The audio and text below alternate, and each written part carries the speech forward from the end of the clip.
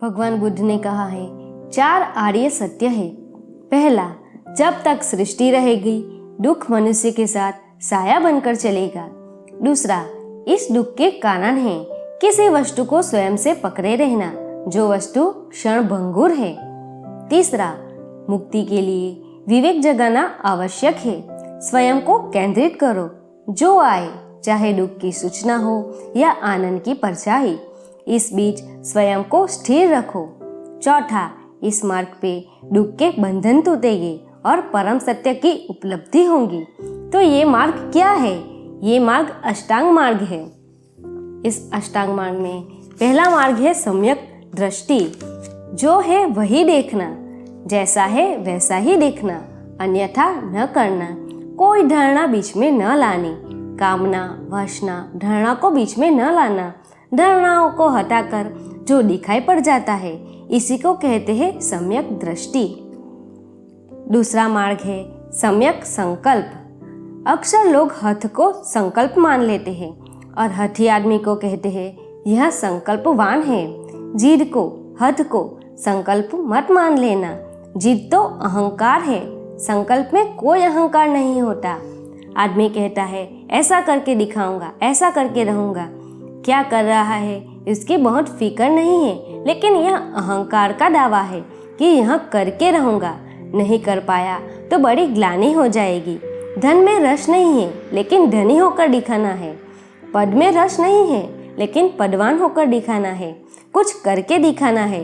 यह जो बात है यह असम्यक संकल्प है। बुद्ध कहते हैं सम्यक संकल्प का अर्थ होता है जो करने योग्य है वह करना, और जो करने योग्य है उस पर पूरा जीवन दांव पर लगा देना है, लेकिन किसी अहंकार के कारण नहीं, वह करने योग्य है इसीलिए। तीसरा संकल्प है सम्यक वाणी, जो है वही कहना, जैसा है वैसा ही कहना, अन्यथा नहीं, बदल कर नहीं, ऊपर कुछ भीतर कुछ, ऐसा नहीं। सम्यक वाणी का अर्थ होता है जैसा है चाहे जो भी कीमत चुकानी पड़े, पाखंड नहीं। अगर कोई बात पसंद नहीं पड़ती तो निवेदन कर देना कि पसंद नहीं पड़ती। अगर कोई बात पसंद पड़ती है तो निवेदन कर देना कि पसंद पड़ती है। झुठलाना मत, झूठे पाखंड अपने आसपास खड़े मत करना। तुम अपने जीवन में थोड़ा देखना, तुम कुछ हो भीतर, बाहर कुछ बताए चले जाते हो। धीरे धीरे यह बाहर की परत इतनी मजबूत हो जाती है कि तुम भूल ही जाते हो कि भीतर तुम क्या हो। सम्यक वाणी का अर्थ होता है धीरे धीरे सभी अर्थों में, सभी दृष्टि में, संकल्प में, वाणी में हृदय की अंतरतम अवस्था को झलकने देना। चौथा मार्ग है सम्यक कर्मार्थ, वही करना जो तुम्हारा हृदय करने को कहता है। व्यर्थ की बातें मत किए चले जाना, वही करना जो तुम्हें करने योग्य लगता है। हजारों लोग हजारों ढंग से काम कर रहे हैं। अगर तुम हर दिशा में दौड़ने लगे तो तुम्हारा कर्म धीरे धीरे बिखर जाएगा। सम्यक कर्मार्थ का अर्थ है एक दिशा पर नजर रखना, जो तुम्हें करना है वही करना, और दिशाओं में अपने जीवन श्रम को मत बांट ले जाना। तब तुम्हारे भीतर समरसता पैदा होगी। इधर एक मकान उठाना शुरू किया, फिर आधा छोड़ दिया, फिर दूसरा मकान बनाने लगे। ऐसे करते हो तो करते तो बहुत हो तुम, लेकिन कोई फल हाथ नहीं आता। फल आने के लिए सातत्य चाहिए। पांचवा मार्ग है सम्यक आजीव। बुद्ध कहते हैं हर किसी चीज को आजीविका मत बना लेना। अब कोई आदमी कसाई बनकर अपनी रोटी कमा रहा है, यह भी कोई कमाना हुआ। रोटी ही कमानी थी, हजार ढंग से कमा सकते थे, कसाई होने की क्या जरूरत थी। यह बड़ी असम्यक आजीविका है। अगर तुम्हारी आजीविका सम्यक हो तो तुम्हारे जीवन में शांति होगी।